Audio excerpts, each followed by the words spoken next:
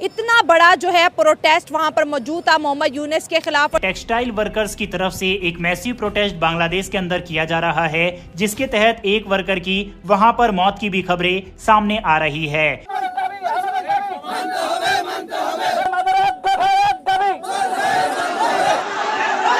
हम देख रहे हैं कि इस वक्त बांग्लादेश की जो आवाम है वो मोहम्मद यूनुस के साथ नहीं है। यानी कि बांग्लादेश में पॉलिटिकल क्राइसिस के बाद अब इकोनॉमिक और इंडस्ट्रियलिस्ट क्राइसिस भी देखने को मिल रहा है। आप किसी तरीके से भी सब कुछ दोबारा वापस वैसे कर लें जैसे पहले बैलेंस में चल रहा था, क्योंकि इंडिया से पंगा लेंगे इनको वाकई आगे कोई सोर्स नहीं है, ये कहाँ जाएंगे, क्योंकि इंडिया के अलावा कोई हेल्प करने वाला भी नहीं है। जो सूरत हाल इस वक्त बनती जा रही है वो बड़ी तशवीशनाक है।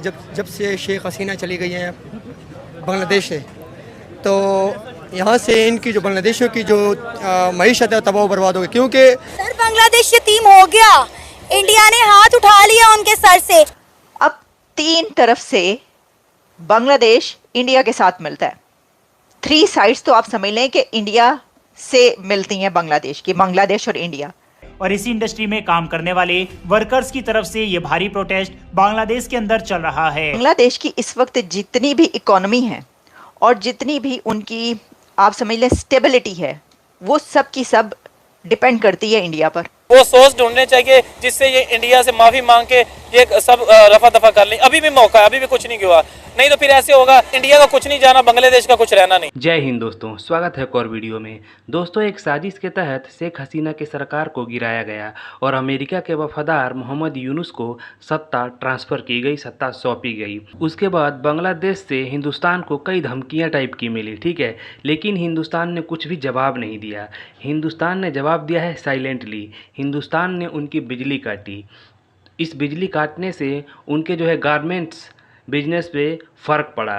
अब वो फ़र्क दिखाई दे रहा है। बांग्लादेश के जो बिजनेसमैन हैं, गारमेंट्स के जो बिजनेस में हैं, जो वर्कर्स हैं, वो सब लोग जो है प्रदर्शन पर उतर आए हैं और रोडों पर, सड़कों पे आ गए हैं और मोहम्मद यूनुस के खिलाफ प्रदर्शन कर रहे हैं। हिंदुस्तान वो देश है जो बांग्लादेश को बनने में हिंदुस्तान ने अपना खून बहाया है, उनकी मदद की है और अब तक मदद करता आ रहा है। और वही देश हिंदुस्तान को आंखें दिखाए और कुछ उल्टा सीधा बोले, फिर भी हिंदुस्तान ने अभी तक बर्दाश्त किया है, कुछ बोला नहीं है। जो भी काम किया है साइलेंटली किया है। तो चलिए वीडियो में बढ़ते हैं आगे और देखते हैं वीडियो को।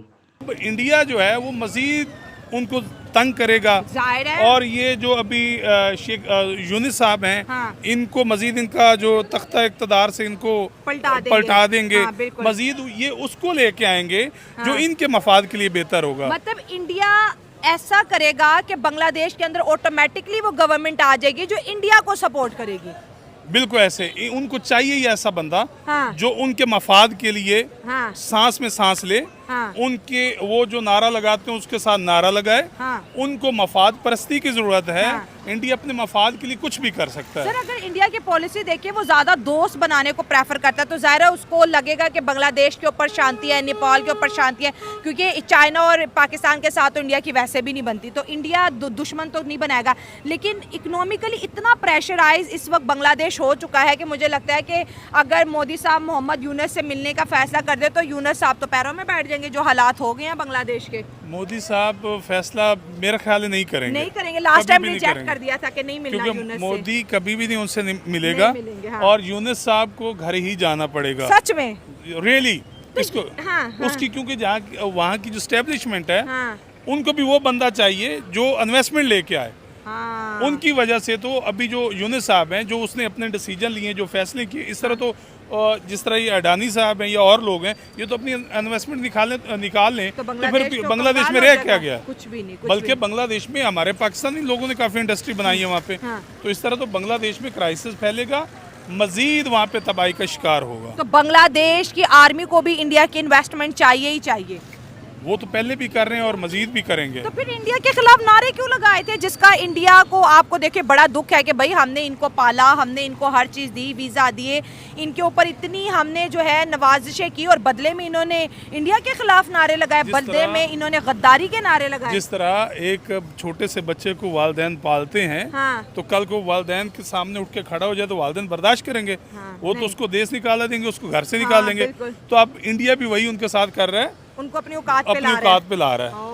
और चाहिए इनको कि अब भी ये होश के नाखन लें और इंडिया से बांग्लादेश पंगा ना ले। इंडिया से नहीं बल्कि किसी कंट्री से भी ना पंगा लें, हाँ। क्योंकि अभी उनकी इतनी इकोनॉमी स्टेबल नहीं है कि वो अपने पाँव पे खड़े हो सकें। तो आपको क्या लगता है कि ये जो एहतजाज है ये जल्दी रुक जाएंगे या फिर अडानी साहब फिर कोई इनको मोहलत दे देंगे? नहीं, ये अडानी साहब जो है इनको अब मोहलत तब देंगे जब ये चले जाएंगे।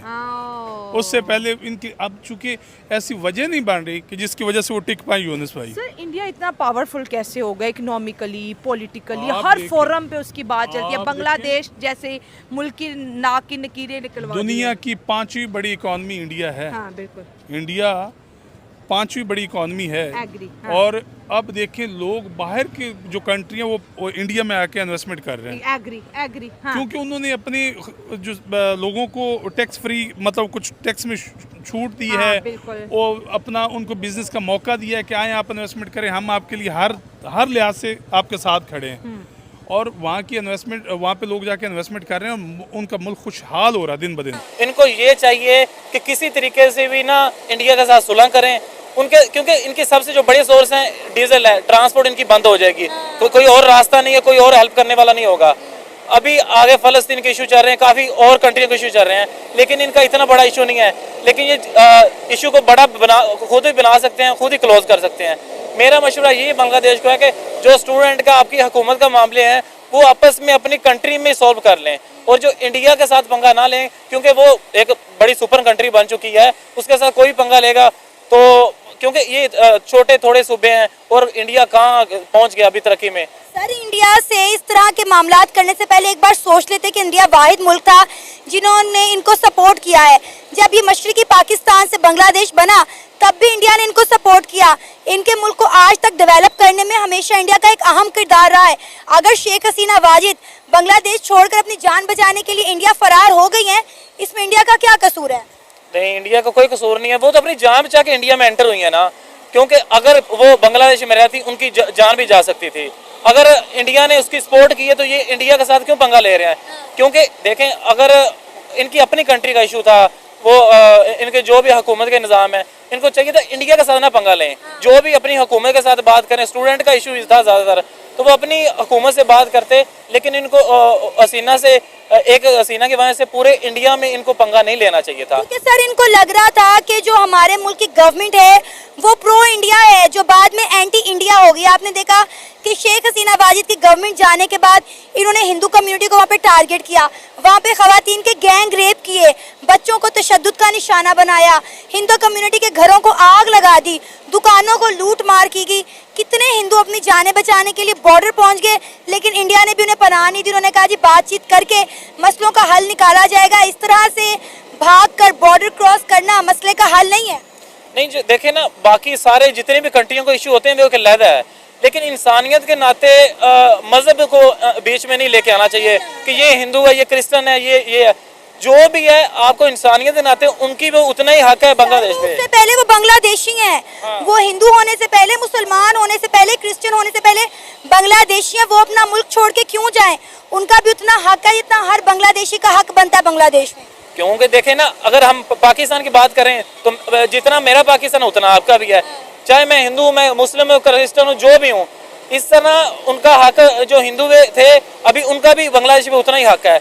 तो ये मज़हब के नाम पे ऊपर ये उनके साथ ज्यादती करना, गैंग रेप करना, ये इंसानियत नहीं है। क्योंकि इनको एक मौका मिल गया था कि अभी पूरे बांग्लादेश में हलचल हो गई है, तो ये पहले ही गैंगें शुरू से बनी होती हैं, लेकिन ये मौके और मौका ढूंढते हैं कि अभी मौका ये बन गया है तो हम आगे अपना टारगेट कर देंगे मज़हब के नाम